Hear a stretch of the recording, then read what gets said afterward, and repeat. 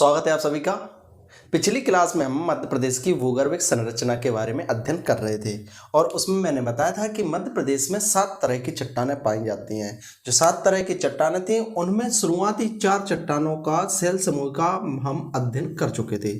यदि हम बात करें कि मध्य प्रदेश में किन क्षेत्रों में कौन सी चट्टानें पाई जाती हैं, तो आप जब मैप में देखेंगे सबसे पहले जो क्रम की चट्टान थी वो थी आर्कियन क्रम की, जो स्पेशली बुंदेलखंड के पठार में अर्थात दतिया, पन्ना, छतरपुर, टीकमगढ़, निवाड़ी इस वाले क्षेत्र में जो पाई जाती हैं वो आर्कियन समूह की चट्टानें पाई जाती हैं। उसके पश्चात जो दूसरे क्रम की चट्टान थी वो कौन सी थी? धारवाड़ क्रम की चट्टान, जो स्पेशली मध्य प्रदेश के जबलपुर, छिंदवाड़ा और बालाघाट इस वाले क्षेत्रों में, इन 3 जिलों में प्रमुख रूप से पाई जाती थी वो धारवाड़ क्रम की चट्टान थी। और इसके पश्चात थी तीसरे नंबर की, वो थी कुड़प्पा क्रम की चट्टान है। कुड़प्पा क्रम की चट्टान है स्पेशली वो भी कहीं ना कहीं बुंदेलखंड बघेलखंड वाले क्षेत्र में अर्थात पन्ना, छतरपुर, टीकमगढ़, ग्वालियर, सतना इस वाले क्षेत्रों में जो थी वो कौन सी थी? कुड़प्पा क्रम की चट्टान है। इसके पश्चात जो चौथी थी वो थी विंध्यन क्रम की चट्टान है। विंध्यन क्रम की चट्टान है स्पेशली नर्मदा नदी के उत्तर में अर्थात विंध्याचल वाले क्षेत्र में जिनका एक्सटेंशन था, विस्तार था, वो कौन सी थी? विंध्यन क्रम की चट्टान है। इन 4 चट्टानों का 4 सेल समूह का अध्ययन हम कर चुके थे। ठीक है, जो आज की क्लास है उसमें हमें पढ़ना है आगे की जो बची हुई चट्टान है उनके बारे में। ठीक है, और आपसे उम्मीद रखता हूं कि ये चीजें हैं यदि कहीं पे आपको एप्लीकेबल हो रही हैं तो उनसे संबंधित प्रश्न आवश्यक रूप से सॉल्व करने का प्रयास करें। ठीक है, चलिए प्रारंभ करते हैं। 5वें नंबर की है वो है गोंडवाना समूह की चट्टान है। जो मध्य प्रदेश है वो किसका भाग है? गोंडवाना लैंड का। ठीक है, तो मध्य प्रदेश में स्पेशली जो 5वें नंबर की चट्टानें पाई जाती हैं, सेल समूह है वो है गोंडवाना सेल समूह या गोंडवाना क्रम की चट्टान है। गोंडवाना क्रम की जो चट्टानें हैं उनका निर्माण हुआ है द्रोणी बेसिनों में वनों के अवसादीकरण से। अब इस बात को समझिए कि इसका अर्थ क्या है कि जैसे कोई भी नदी बह रही है, ठीक है, और अचानक कोई भी आपदाएं आ जाती हैं, जैसे बाढ़ आ गई या भूकंप आ गया, जिसके कारण जो नदी होती है वो है अपना रास्ता बदल सकती है या अपने जो पाट होते हैं, किनारे होते हैं, उनको बहुत विस्तृत रूप से बदल सकती है। तो यदि उनके अफवाह क्षेत्र में, द्रोणी बेसिनों में यदि कहीं सघन जंगल आता है तो वो भी उन्हीं के मलबे के द्वारा दब जाएगा, अवसादित हो जाएगा। ठीक है, तो अनेक क्रियाओं के कारण, प्राकृतिक आपदाओं के कारण जो द्रोणी बेसिन होती हैं वो सघन वनों पर से अफवाह करके उनको कवर कर लेती हैं और एक लंबी अवधि के पश्चात जो सघन वन इस मलबे में दब गए थे, अनेक दाब, ताप और बारिश के कारण एक लंबी अवधि की जो प्राकृतिक क्रियाएं होती हैं, प्राकृतिक और मानवीय परिवर्तन होते हैं, उसके कारण जो दबे हुआ सघन वन है वो किस में परिवर्तित होता है? ठोस चट्टानों में, और उन ठोस चट्टानों को ही कहा जाता है गोंडवाना क्रम की चट्टानें। ठीक है, तो जहां पर सघन वन है वो कहीं ना कहीं एक समय के पश्चात यदि द्रोणी बेसिन के अफवाह क्षेत्र में आते हैं तो कहीं ना कहीं वो मलबे में दब जाते हैं और फिर उनका अवसादीकरण हो जाता है। तो जो इन चट्टानों का निर्माण हुआ है एक प्रमुख काल में हुआ है, उसे कहा गया कार्बोनिफेरस काल। कौन सा काल? कार्बोनिफेरस काल। अभी इसके नाम से ही समझिए, कार्बोनिफेरस काल का अर्थ हुआ कि इनमें स्पेशली चट्टानों में कार्बन की मात्रा अत्यधिक होती होगी। आप अनुमान लगाइए, जो कोयला होता है, कोयले का निर्माण भी इसी प्रक्रिया के द्वारा होता है कि जो सघन बनते, द्रोणी बेसिनों ने उनको ढक लिया, उनका अवसादीकरण हुआ और लंबी अवधि के पश्चात वो किस में परिवर्तित हो गए? गोंडवाना चट्टानों में परिवर्तित हो गए, कोयले में परिवर्तित हो गए। तो जो गोंडवाना चट्टानें हैं स्पेशली वो कोयले की मात्रा से भरपूर होती हैं, अर्थात इनमें जो प्रमुख खनिज पाया जाता है वो पाया जाता है कोयला। तो मध्य प्रदेश के किन क्षेत्रों में गोंडवाना क्रम की चट्टानें पाई जाती हैं उनके बारे में चर्चा करते हैं। स्पेशली जो कोयला होता है वो कहाँ कहाँ पाया जाता है, उससे आप अनुमान लगाइए कि जहां कोयले का उत्पादन होगा वहां पर जो पैतृक चट्टानें थी उनकी वो कौन सी थी? गोंडवाना क्रम की चट्टानें।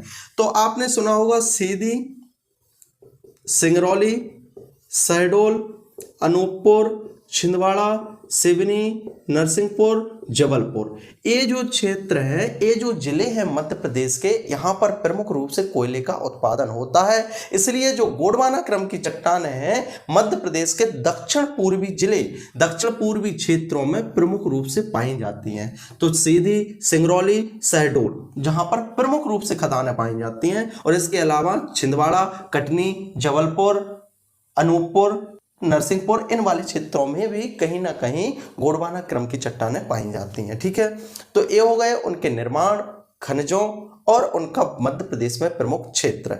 अब बात करते हैं इनके उपक्रम की, अर्थात इनके जो प्रकार है वो कौन कौन से हैं।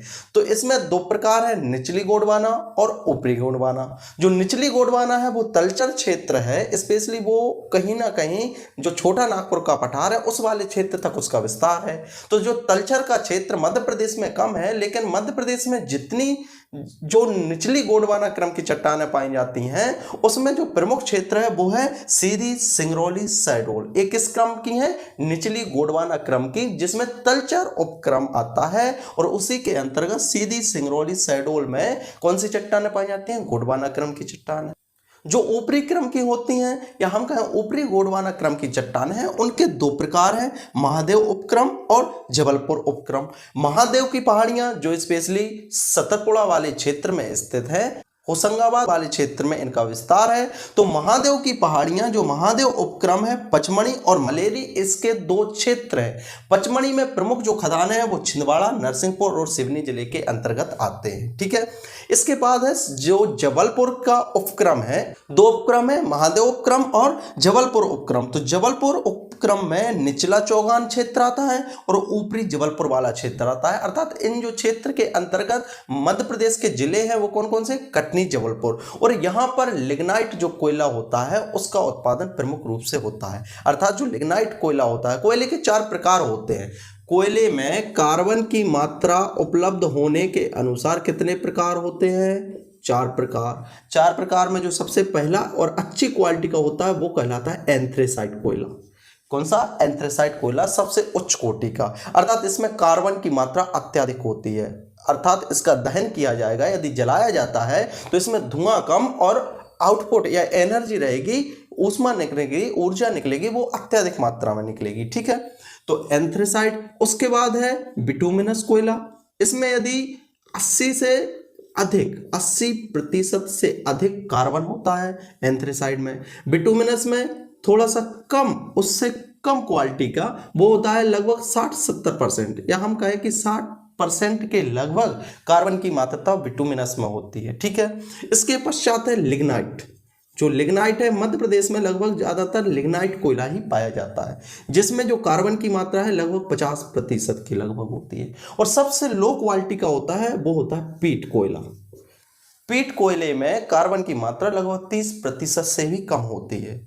इसमें नमी अधिक होती है, अर्थात इसको जलाना काफ़ी कठिन होता है और धुआं या प्रदूषण भी बहुत अत्यधिक मात्रा में होता है। तो पीट कोयला, एंथ्रेसाइट, बिटुमिनस और लिग्नाइट, ये कोयले के चार प्रकार हैं। तो जो जबलपुर उपक्रम है वहाँ पर स्पेशली लिग्नाइट कोयला उपलब्ध है, या उसकी प्रचुरता कहाँ पर है? जबलपुर उपक्रम में। ठीक है, अब गोंडवाना क्रम की चट्टानों के पश्चात जो अगली है वो है दक्कन ट्रैप समूह की चट्टानें, या जिन्हें दक्कन क्रम की चट्टानें भी कहा जाता है। अब आप एक बात समझिए कि आपने सुना होगा दक्कन का पठार, भारत में दक्षिण का पठार भी बोला जाता है या दक्कन का पठार भी बोला जाता है। तो इस वाले क्षेत्र में अर्थात महाराष्ट्र, मध्य प्रदेश, तेलंगाना, आंध्र प्रदेश और गुजरात का कुछ क्षेत्र, इस वाले क्षेत्र में एक पठार का विस्तार है जिसे दक्कन का पठार कहा जाता है। ठीक है, तो इसका जो निर्माण हुआ है वो हुआ है मैग्मा और लावा के उद्भेदन से। जो ज्वालामुखी उद्गार होता है, ज्वालामुखी उद्गार हुआ तो इससे जो मैग्मा और लावा निकला, ऊपर आने के कारण उसका शीतलन हुआ, ठंडा हुआ, और फिर दृढ़ीकरण से किन चीजों का निर्माण हुआ? दक्कन क्रम की चट्टानों का। ठीक है। तो जो दक्कन क्रम की चट्टानें हैं उनका निर्माण हुआ है आग्नेय लावा के उद्भेदन से, ज्वालामुखी उद्गार से। जो लावा निकला वो धरातल पर आया, पृथ्वी सतह पर फैलने के बाद ठंडा हो गया और कौन सी चट्टानों का निर्माण हुआ? दक्कन ट्रैप की चट्टानों का। और जो मध्य प्रदेश में सर्वाधिक मात्रा में पाई जाती है वो भी इसी क्रम की चट्टानें पाई जाती है। अकेले मालवा के क्षेत्र में, आप समझिए मालवा तो लावा से निर्मित इसलिए उसको मालवा कहा गया, ये मान लीजिए। तो जो मालवा का पठार है उस वाले क्षेत्र में स्पेशली जो इंदौर और उज्जैन और निमाड़ ये वाला जो क्षेत्र है, यहाँ पर कौन सी चट्टानों का विस्तार है? वो है दक्कन ट्रैप समूह की चट्टानों का। मालवा का क्षेत्र, ये वाला क्षेत्र लगभग 5 लाख वर्ग किलोमीटर में ये चट्टानें फैली हुई हैं। तो याद रखिएगा कि मध्य प्रदेश में सर्वाधिक कौन से क्रम की चट्टानें पाई जाती है? वो है दक्कन ट्रैप समूह की चट्टानें, ठीक है, लगभग 5 लाख वर्ग किलोमीटर में। और इनका जो क्षेत्र है वो कौन सा है? मालवा का क्षेत्र या मालवा का पठार वाला क्षेत्र पूरा किससे ढका हुआ है या कौन सी चट्टानें उपलब्ध है वहां पर? वो है दक्कन ट्रैप क्रम की चट्टानें, ठीक है, पहली बात। इसके बाद इनका जो निर्माण हुआ है वो एक काल में हुआ है, एक कालखंड में हुआ है, उसे कहा गया क्रिटेशियस काल। कौन सा काल कहा गया? क्रिटेशियस काल। जैसे गोंडवाना क्रम की चट्टानों का निर्माण कार्बोनिफेरस काल में हुआ था, उसी तरह से इनका जो निर्माण हुआ है वो हुआ है क्रिटेशियस काल में। क्रिटेशियस काल में निर्मित मध्य प्रदेश में सर्वाधिक विस्तृत वो है दक्कन ट्रैप क्रम की चट्टानें। इनकी मोटाई की बात करें तो लगभग जो क्षैतिज अवस्था में इनकी सनस्तर पाई जाती हैं। अनेक स्तर होते हैं जो परतों में उपलब्ध है, वो लगभग 50 मीटर से लेकर 3000 मीटर तक इनकी मोटाई हो सकती है। अलग अलग क्षेत्र में अलग अलग तरह की मोटाई है। तो अभी हम देखेंगे वैसे अनेक जिनके उपक्रम है तो उनकी जो क्षैतिज अवस्था में सनस्तर है वो अलग अलग है। अब बात करें इनमें खनिजों की, तो ये खनिज विहीन होते हैं। खनिज विहीन का अर्थ ये समझिए कि इनमें खनिजों की उपलब्धता 0 के लगभग है, शून्य है। लेकिन इनमें चूना पत्थर पाया जाता है और जो चूना पत्थर पाया जाता है वो बहुत बड़े कणों वाला जो चूना पत्थर होता है ना वो पाया जाता है। वैसे जो चूना पत्थर होता है, बलुआ पत्थर होता है, वो स्पेशली विंध्यन क्रम की चट्टानों में पाया जाता है। लेकिन जो बड़े कण के चूना पत्थर होते हैं वो पाए जाते हैं बहुत कम मात्रा में, अल्प मात्रा में दक्कन ट्रैप की चट्टानों में, ठीक है। दूसरी चीज यह है जीवाश्म रहित होती हैं। जीवाश्म रहित का मतलब ये समझिए कि जब इतना गर्म लावा निकलेगा तो जो जीवाश्म होंगे तो वो तो वैसे ही जल जाएंगे, मर जाएंगे। तो इस कारण से जो ये चट्टानें होती हैं इनके बारे में ये विशेष बातें हैं कि ये खनिज विहीन भी होती हैं और जीवाश्म विहीन भी होती हैं। इनमें खनिजों की उपलब्धता बहुत कम है। इसलिए जो मालवा का क्षेत्र है वहां पर काली मिट्टी सर्वाधिक आच्छादित है और वहां पर खनिज बहुत कम उत्पन्न होते हैं। लेकिन फसलों की दृष्टि से मालवा का पठार एक प्रकार से मध्य प्रदेश के लिए रीढ़ की हड्डी है, क्योंकि वहां पर काली मिट्टी बहुतायत में पाई जाती है। इसलिए उस आधार पर फसलें भी सर्वाधिक मात्रा में उच्च कोटि की अच्छी फसलें उत्पादित होती हैं मालवा के पठार के क्षेत्र में, ठीक है। अब बात करें इनके उपक्रम की, तो इनके 3 उपक्रम है, निचला, मध्यवर्ती और ऊपरी उपक्रम। निचला जो दक्कन ट्रैप क्रम है वो नर्मदा घाटी क्षेत्र में पाया जाता है। अब देखिए कि जो मालवा है वहां से भी नर्मदा नदी निकलती है, कुछ जिलों से, मालवा के जो कुछ जिले हैं वहां से भी नर्मदा नदी निकलती है। तो नर्मदा नदी से संबंधित जो आसपास के जिले हैं मालवा के क्षेत्र में, उस नर्मदा घाटी क्षेत्र में कौन से क्रम की चट्टानें पाई जाती हैं? निचला दक्कन ट्रैप क्रम की चट्टानें। और इनकी जो मोटाई होती है, यहाँ पर जो चट्टानें पाई जाती हैं काफी कम है, वो है 150 मीटर के लगभग क्षैतिज अवस्था में इनकी मोटाई है। और इसमें 2 तरह के जो चूना पत्थर होते हैं उनके जो 2 प्रकार के सेल हैं, चूना सेल, वो कौन कौन से हैं? बाघ और लमेटा। यहीं पर बाघ और लमेटा नामक 2 पृथक संरचना वाले संस्तर मौजूद है। इसलिए आपने देखा होगा, वैसे धार में सुना होगा कि यहाँ पर बाघ प्रिंटिंग, जब जीआई टैग के बारे में बताया था तो बाघ प्रिंटिंग प्रचलित है। तो उसी के नाम पर याद रखिएगा कि बाघ नदी भी है, वाघन नदी भी है। तो बाघ और लमेटा 2 तरह के जो पृथक संरचना वाले संस्तर मौजूद हैं, वो कहाँ पर है? निचला दक्कन ट्रैप सेल समूह में, ठीक है। और ये नर्मदा घाटी क्षेत्र में उपस्थित है। उसके बाद है मध्यवर्ती। जो मध्यवर्ती दक्कन ट्रैप क्रम की चट्टानें हैं वो कहाँ पर पाई जाती हैं? मालवा के क्षेत्र में। और ये जीवाश्म रहित होती हैं, यहाँ पर जीवाश्म बिल्कुल भी नहीं है। और 1200 मीटर की मोटाई के साथ क्षैतिज अवस्था में यहाँ पर ये उपलब्ध है। ठीक है, मालवा के क्षेत्र में मध्यवर्ती। उसके बाद है ऊपरी दक्कन क्रम की चट्टानें। जो ऊपरी दक्कन क्रम है वो स्पेशली जो निमाड़ वाला क्षेत्र है, अर्थात दक्षिण पश्चिम निमाड़ वाला क्षेत्र, वहाँ पर एक खासियत है कि इन चट्टानों में जीवाश्म कुछ मात्रा में उपलब्ध होता है और यह स्पेशली निमाड़ के क्षेत्र में पाई जाती हैं। कौन सी? ऊपरी उपक्रम दक्कन ट्रैप का। ठीक है, तो ये हो गई प्रमुख बातें किसके बारे में? दक्कन ट्रैप समूह की चट्टानों के बारे में। जो अगली है वो है टर्शियरी शेल समूह की चट्टानें, जिनका निर्माण जो नदियां होती हैं उनके द्वारा बहाकर लाया गया अवसाद। नदियां अपने द्वारा अनेक तरह का जो अवसाद होता है, मलबा होता है, अपने अपवाह क्षेत्र में चलती हैं और उस अपवाह क्षेत्र में अवसाद का निक्षेपण होने लगता है। अर्थात एक समय के बाद नदी की जो क्षमता होती है इतनी अधिक नहीं होती, प्रवाह क्षेत्र इतना अधिक नहीं होता कि वो उस अवसाद को आगे बहा कर ले जाए और समुद्र तक ले जा सकें।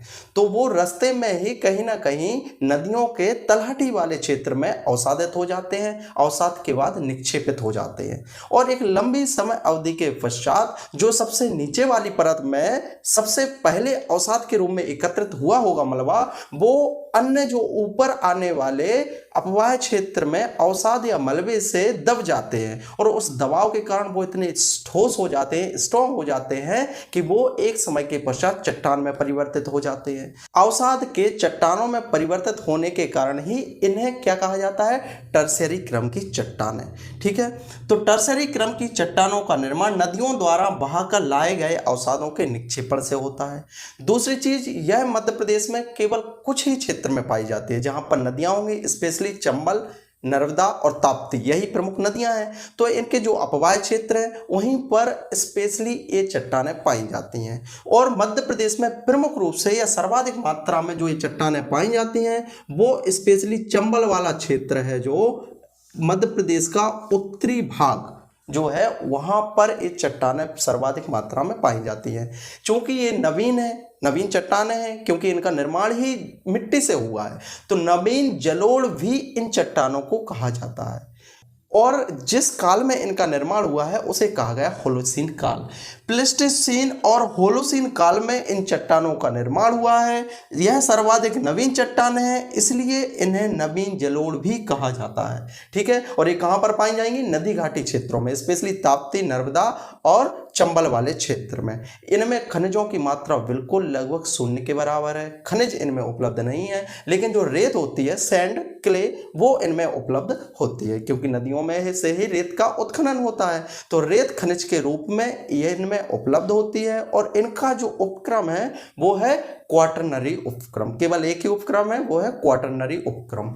तो ये जो 7 चट्टानें थी मध्य प्रदेश की भूगर्भिक संरचना के अंतर्गत, उम्मीद करता हूं आपको समझ आई होंगी और आना भी चाहिए। ठीक है, क्योंकि इसके पश्चात हम पढ़ेंगे मध्य प्रदेश की भौगोलिक संरचना के बारे में। तो इन्हीं के आधार पर अब जो आगे टॉपिक आएगा उनका कहीं ना कहीं आधार यही रहेगा। तो जो भी चीज़ चल रही है बहुत क्रम से चल रही है, एक दूसरे से कनेक्ट होकर चल रही है। तो सारी क्लासेस 1 बाय 1 देखें, ठीक है, बीच में स्किप करके ना देखें। इसी उम्मीद के साथ मिलते हैं अगली क्लास में एक नए टॉपिक के साथ। तब तक के लिए बहुत बहुत धन्यवाद। Have a nice day.